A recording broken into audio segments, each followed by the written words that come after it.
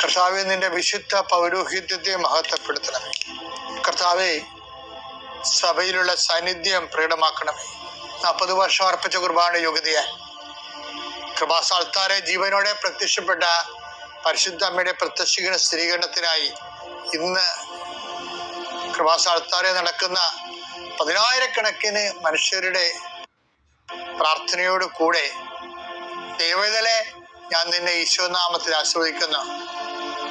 ജോലി നഷ്ടപ്പെട്ടവരെ, visa process ചെയ്യാത്തവരെ, visa നഷ്ടപ്പെട്ടവരെ, visa തീർന്നു പോയവരെ, വിദേശ ജോലിക്ക് വേണ്ടി ശ്രമിക്കുന്നവര്, അതിനുവേണ്ടിയുള്ള ഒരുക്കങ്ങൾ പൂർത്തിയാക്കിക്കൊണ്ടിരിക്കുന്നവര്, ഇടയ്ക്ക് വെച്ച് ആ ഫയൽ ക്ലോസ് ചെയ്തിരിക്കുന്നവര്, പെൻഡിങ് ആയിരിക്കുന്നവര്, വിവാഹം ഒത്തുവരാത്തവര്, ഒത്തുവന്ന വിവാഹം നഷ്ടപ്പെട്ടു പോയതിൻ്റെ വേദന ഉള്ളവര്, മക്കളില്ലാത്തവര്, മക്കൾക്ക് വേണ്ടി ഇപ്പം പ്രഗ്നൻ്റ് ആയിരിക്കുന്നതും അതേസമയം തന്നെ എന്തെങ്കിലും മെഡിക്കലായിട്ടുള്ള കുഴപ്പങ്ങളുള്ളത് വേദനിച്ചിരിക്കുന്നവര്, അവരെല്ലാം അമ്മയുടെ മധ്യസ്ഥത്തിൽ ഈശോനാമത്തെ ആസ്വദിക്കുന്നു. ഭവനരഹിതര്, വീടില്ലാത്തൊരു, സ്ഥലമില്ലാത്തൊരു, വഴിയില്ലാത്തൊരു വീട് വിൽക്കാൻ ആഗ്രഹിക്കുന്നവരെ, എടുത്ത് മറ്റു സ്ഥലങ്ങളിലേക്ക് പോയി താമസിക്കാൻ ആഗ്രഹിക്കുന്നവര്, അവിടെ നിലവിലുള്ള ദോഷങ്ങളെ ഈശോനാമത്തിൽ ബന്ധിക്കുന്നു. വിവാഹം ഒത്തുവരാൻ പോകുന്നു, അത് നടത്തിക്കൊണ്ടുപോകാനുള്ള പണമില്ല, അത് നടത്തിക്കൊണ്ടുപോകാനുള്ള വിവാഹം നടത്താനാണില്ല, അപ്പനില്ല, അമ്മയില്ല, സഹോദരനില്ല, ഉള്ളവർ തന്നെ വിവാഹം നടക്കരുതെന്ന് ആഗ്രഹിക്കുന്ന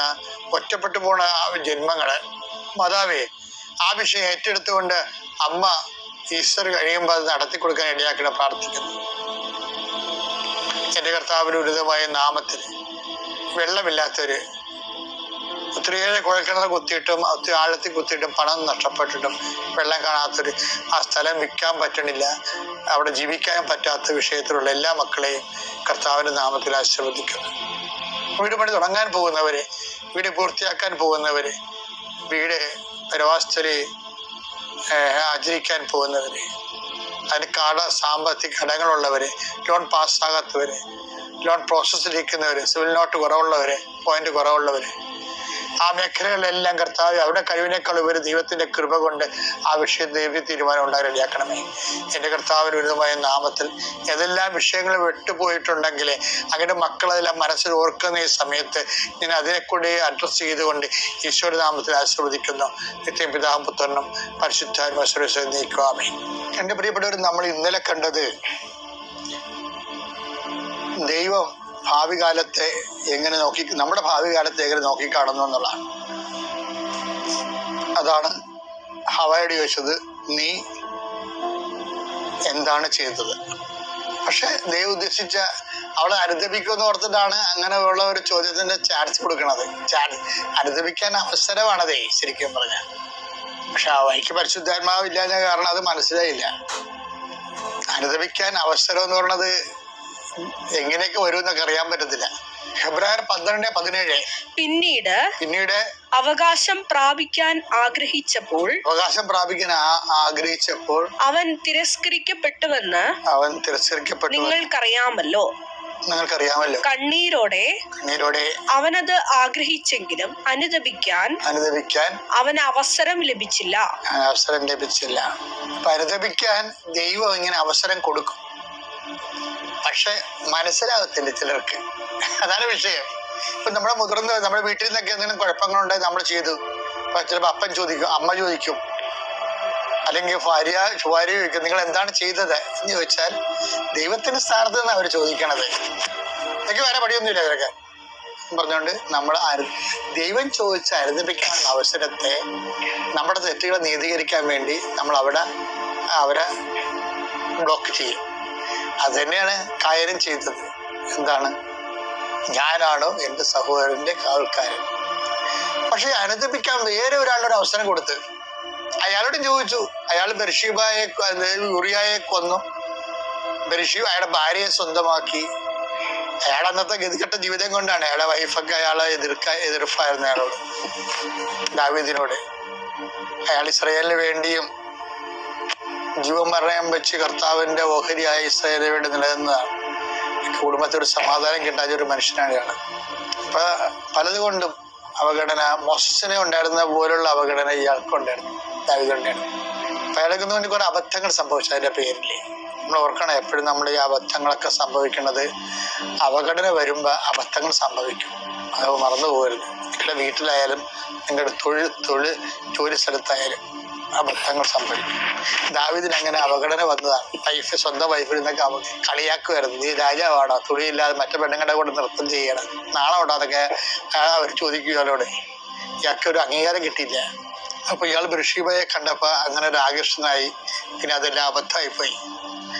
അബദ്ധങ്ങളെല്ലാം കഴിഞ്ഞപ്പോ ദൈവം ഇയാളോട് ചോദിക്കും, നീ എന്താണ് ചെയ്തത്? ആ ചോദ്യം തന്നെയാണ് കായനോടും ആ ചോദ്യം തന്നെ അവയോടും ചോദിച്ചത്. പക്ഷെ ഇവനോട് ചോദിക്കുമ്പോ ഉത്തരം വ്യത്യസ്തമാണ്. അത് നമ്മൾ ശ്രദ്ധിക്കണം. അത് 2 സാമുവേൽ 12:9. 2 സാമുവേൽ 12:9.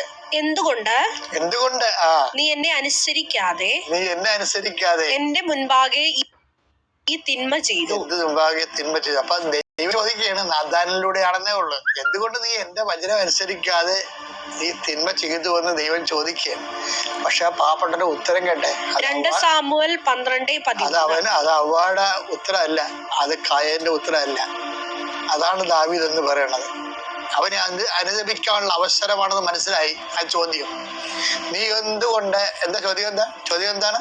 എന്തുകൊണ്ട് നീ എന്നെ അനുസരിക്കാതെ എന്റെ മുൻപാകെ ഈ തിന്മ ചെയ്തു. അപ്പൊ ആ ഒരു ചോദ്യത്തിന് അനുദപിക്കാനുള്ള അവസരമാണെന്ന് ദാവീദിന് പറഞ്ഞു കൊടുത്തത് പരിശുദ്ധാത്മാവാണ്.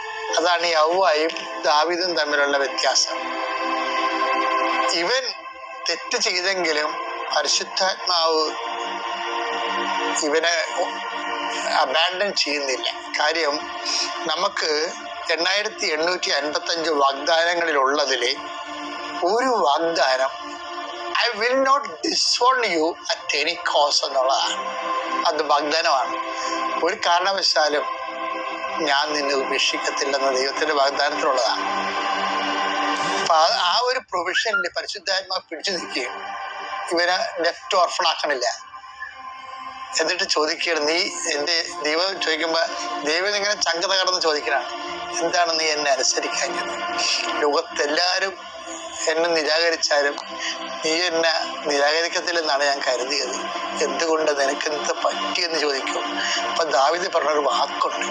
അത് ഇങ്ങനെ കായം പറഞ്ഞ വാക്കല്ല. ഞാനാണ് സഹോദരന്റെ കാവൽക്കാരൻ. അവ ചോദിച്ചില്ലേ, സർപ്പവിനെ വഞ്ചിച്ചു. അങ്ങനെയുള്ള അഭ്യാസങ്ങളൊന്നും ദാവീദിൽ, അത് പ്ലെയിനായിട്ട് ഫ്ലാറ്റായിട്ട് അത് പറയും. എന്താ ദാവീദ് പറയണെന്ന് വെച്ചേ? 2 സാമുവേൽ 12:13. 2 സാമുവേൽ 12:13. ഞാൻ കർത്താവിനെതിരായി ഞാൻ കർത്താവിനെതിരായി പാപം ചെയ്തു പോയി. ദാവീദ് പറഞ്ഞു. നാഥാൻ പറഞ്ഞു, കർത്താവ് നിന്റെ പാപം ക്ഷമിച്ചിരിക്കുന്നു, നീ മരിക്കുകയില്ല. അതാണ് സംഭവം.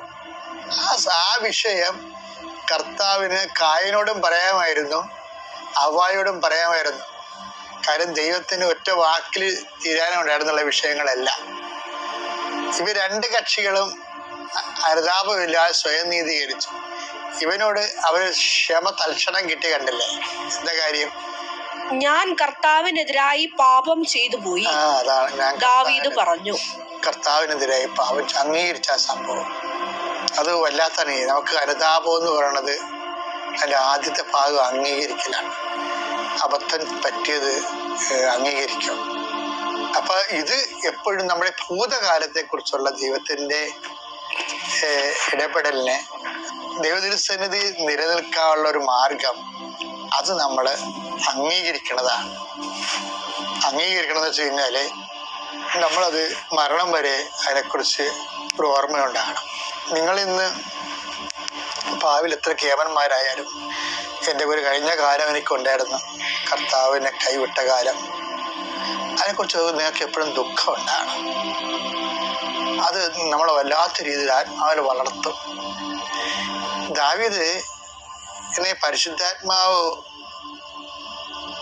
ഉണ്ടായിരുന്നതാണ് ദാവീദും കായേനും ദാവീദും ഹവ്വായും തമ്മിലുള്ള ഒരു വ്യത്യാസം. ദാവീദോട് പരിശുദ്ധാത്മാവ് പറയും, നീ അപ്പായോട് പ്രാർത്ഥിക്കേണ്ടത് എന്നെ എടുത്ത് കളയരുത് എന്നാണ്. അങ്ങയുടെ തിരുസന്നിധിയിൽ നിന്ന് എന്നെ തള്ളിക്കളയരുത് എന്നാണ്. കാര്യം, തള്ളിക്കളയുക, അങ്ങയുടെ തിരുസന്നിധിയിൽ നിന്ന് എന്നെ ദാവീദ് പ്രാർത്ഥിക്കുന്നതാണ്. കാര്യം അത് വാഗ്ദാന പ്രകാരമാണ് ആ പ്രാർത്ഥന പോണത്. അതായത് ദാവീദ് എന്നിട്ട് ദൈവത്തോട് പറയും, അങ്ങയുടെ തിരുസന്നിധി എന്നെ തള്ളിക്കളയരുത്, അങ്ങയുടെ പരിപാവന എന്ന് എടുത്ത് കളയരുത്. അങ്ങനെ ഈ ഒരു സമയത്ത് അങ്ങനെ പറയാൻ പറ്റത്തില്ല. പക്ഷെ എന്നാലും ദാവീദ് പറയുന്നത് ദൈവത്തിന്റെ ഒരു വാഗ്ദാനത്തിന്റെ വെളിച്ചത്തിലാണ് പറയണത്.